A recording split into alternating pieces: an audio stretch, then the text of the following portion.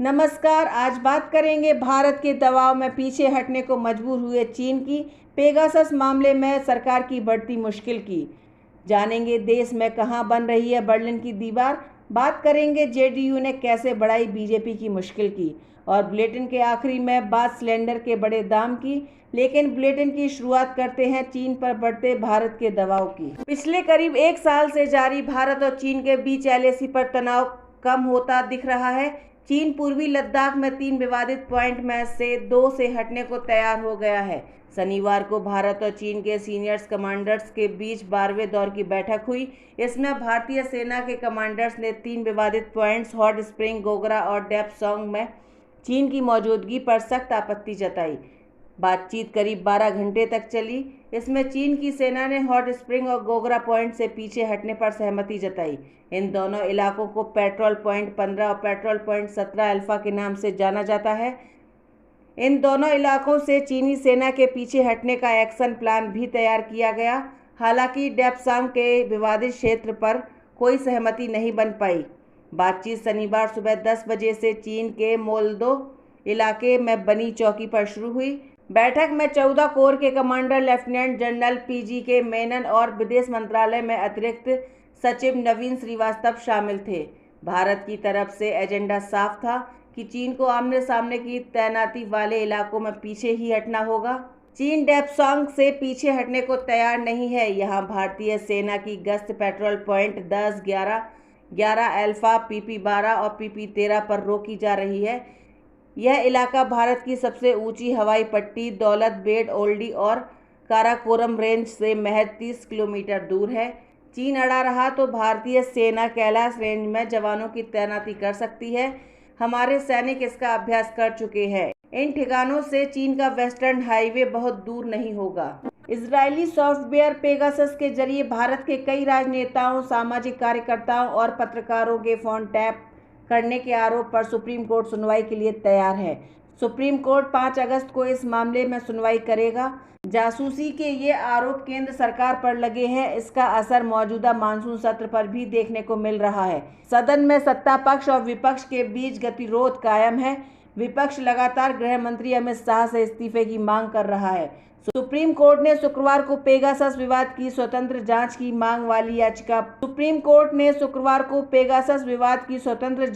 मांग वाली याचिकाओं पर सुनवाई का फैसला किया था। अब इसकी तारीख भी तय कर दी गई है, जो कि 5 अगस्त है। वरिष्ठ पत्रकार एन राम और शशि कुमार की ओर से दायर अर्जी पर वरिष्ठ अधिवक्ता कपिल सिब्बल ने पक्ष रखा। उनका पक्ष सुनने के बाद सुप्रीम कोर्ट सुनवाई के लिए तैयार हुआ। प्रधान न्यायाधीश NV रमन्ना की अध्यक्ष वाली पीठ के समक्ष पेश कपिल सिब्बल ने कहा कि कथित जासूसी के व्यापक असर को देखते हुए इस पर सुनवाई की जरूरत है। इस पर प्रधान न्यायाधीश ने कहा, हम इसे अगले हफ्ते के लिए सूचीबद्ध करेंगे। याचिका में कहा गया कि कथित जासूसी भारत में विरोध की स्वतंत्रता, अभिव्यक्ति को दबाने और हतोत्साहित करने के एजेंसियों एवं संगठनों के प्रयास की वानगी है। एक अंतर्राष्ट्रीय मीडिया संघ ने अपनी रिपोर्ट में कहा है कि 300 से अधिक सत्यापित भारतीय मोबाइल फोन नंबरों को इजरायल के पेगासस स्पाईवेयर के जरिए निगरानी के लिए संभावित लक्ष्यों की सूची में रखा गया। याचिका में कहा गया है कि इस तरह की जासूसी निजता के अधिकार का उल्लंघन है, जिसे संविधान के आर्टिकल 14 में मूल अधिकार बताया गया है। इसके अलावा अभिव्यक्ति और व्यक्तिगत स्वतंत्रता के अधिकारों का भी यह हनन है। देश के 2 राज्य असम और मिजोरम के बीच अब विवाद शांत होने का नाम नहीं ले रहा है।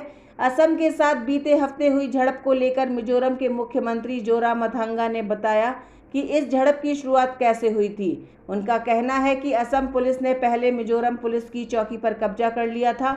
इसके बाद असम पुलिस ने स्थानीय लोगों पर आंसू गैस के गोले छोड़े और लाठीचार्ज किया। उन्होंने बताया कि 24 जुलाई को केंद्रीय गृह मंत्री अमित शाह के साथ हुई बैठक में हमने इस मुद्दे को शांति से सुलझाने का फैसला लिया और दोनों मुख्यमंत्री सहमत हुए। लेकिन 26 जुलाई को असम पुलिस के 200 जवानों ने मिजोरम पुलिस की चौकी पर कब्जा कर लिया। अगर एक पुलिस दूसरे पुलिस की चौकी पर कब्जे की कोशिश करती है तो ये सही नहीं है। जोरामथंगा ने कहा कि असम पुलिस ने जब चौकी पर कब्जा कर लिया तो मिजोरम पुलिस असम कमांडर के साथ बात करने आई। तभी स्थानीय लोग लाठी लेकर नीचे आए। असम पुलिस ने उन पर आंसू गैस के गोले दागे और लाठीचार्ज किया। यहाँ तक कि पुलिस ने लोगों पर लाइट मशीन गन का भी इस्तेमाल किया। मिजोरम के मुख्यमंत्री ने कहा कि जब असम पुलिस की ओर से फायरिंग हो रही थी तो मिजोरम पुलिस ने भी अपनी पूरी ताकत झोंक दी। फायरिंग के दौरान मिजोरम के एसपी मुश्किल में अपनी जान बचा सके। मिजोरम के 2 लोग घायल भी हुए। जोरामथंगा ने मुख्यमंत्री जोरामथंगा ने आगे कहा कि इस बात का खेद है कि शिलांग के गृह मंत्री के साथ बैठक के 2 दिन बाद ही असम पुलिस ने मिजोरम, अरुणाचल और मेघालय में सिर्फ एक दिन में 3 हमले किए। असम सरकार अवैध ड्रग्स और पशु तस्करी का हवाला दे रही है, लेकिन उनके तर्क में दम नहीं है। असम ने मिजोरम के खिलाफ नाकाबंदी कर दी है। केंद्र सरकार को तुरंत इसमें दखल देना चाहिए। ये दूसरा बर्लिन नहीं बनना चाहिए। हमें उम्मीद है कि नाकेबंदी को लेकर केंद्र सरकार इसमें दखल देगी। बिहार के मुख्यमंत्री नीतीश कुमार इन दिनों दिल्ली दौरे पर हैं। 31 जुलाई को जनता दल यूनाइटेड को नया राष्ट्रीय अध्यक्ष भी मिल गया। जदयू की राष्ट्रीय कार्यकारिणी की बैठक में राजीव रंजन सिंह लल्लन राष्ट्रीय अध्यक्ष बनाए गए। लल्लन सिंह आरसीपी सिंह की जगह लेंगे। आरसीपी सिंह के केंद्र में मंत्री बनने के बाद से ही पार्टी में वो अलग थलग पड़ते दिखाई दे रहे थे। पार्टी के अधिकांश सांसद इस बात से नाराज थे कि बीजेपी द्वारा केंद्र में 1 सीट का प्रस्ताव उन्होंने स्वीकार क्यों किया, जबकि नीतीश कुमार इसी प्रस्ताव को 2 साल पहले नकार चुके थे। आरसीपी ने लल्लन सिंह को बधाई जरूर दी है और कहा है कि वो उनके नेतृत्व में पूरी जिम्मेदारी से काम करेंगे। वैसे आरसीपी सिंह ने इस्तीफे के संकेत तो पहले से ही दे दिए थे।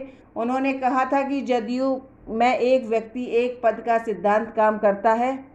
मैं मंत्री बन चुका हूं, इसलिए जिस दिन पार्टी आदेश देगी उसी दिन अध्यक्ष पद छोड़ दूंगा।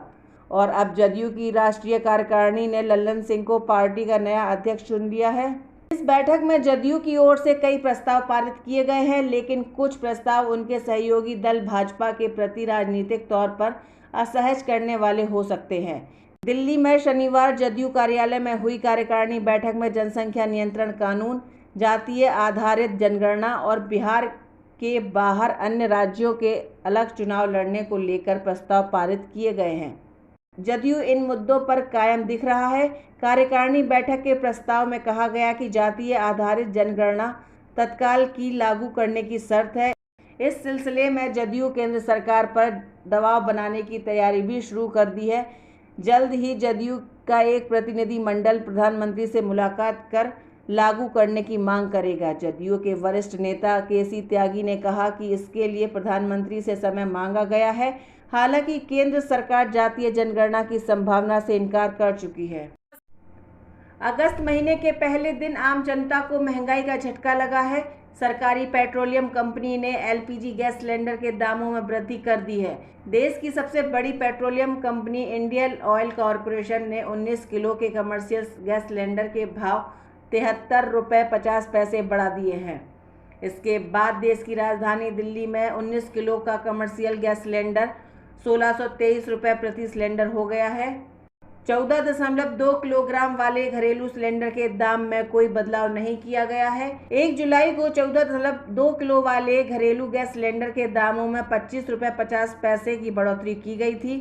दिल्ली में इस साल 1 जनवरी को एलपीजी सिलेंडर का दाम 994 रुपये था, जो अब 834 रुपये 50 पैसे का मिल रहा है। दिल्ली में बिना सब्सिडी वाले 14.2 किलोग्राम सिलेंडर का दाम बिना बदलाव के 334 रुपये 50 पैसे, कोलकाता में 861 रुपये, मुंबई में 334 रुपये 50 पैसे और चेन्नई में 850 रुपये 50 पैसे है। सरकारी पेट्रोलियम कंपनी ने 19 किलो वाले कमर्शियल गैस सिलेंडर के भाव में 73 रुपये 50 पैसे की वृद्धि की है। दिल्ली में 19 किलो के कमर्शियल गैस सिलेंडर की कीमत 73 रुपये बढ़कर 1623 रुपये 50 पैसे हो गई है। सरकारी ऑयल मार्केटिंग कंपनियां हर महीने की पहली तारीख को गैस सिलेंडर के दामों की समीक्षा करती हैं। इसके बाद दाम घटाने या बढ़ाने या स्थिर रखने का फैसला लेती हैं। नमस्कार, आपको ये वीडियो कैसा लगा हमें कमेंट बॉक्स पर बताइए। और अगर आप ये वीडियो फेसबुक पर देख रहे हैं तो हमारे फेसबुक पेज को फॉलो करिए, और अगर आप ये वीडियो यूट्यूब पर देख रहे हैं तो हमारे चैनल को सब्सक्राइब करिए।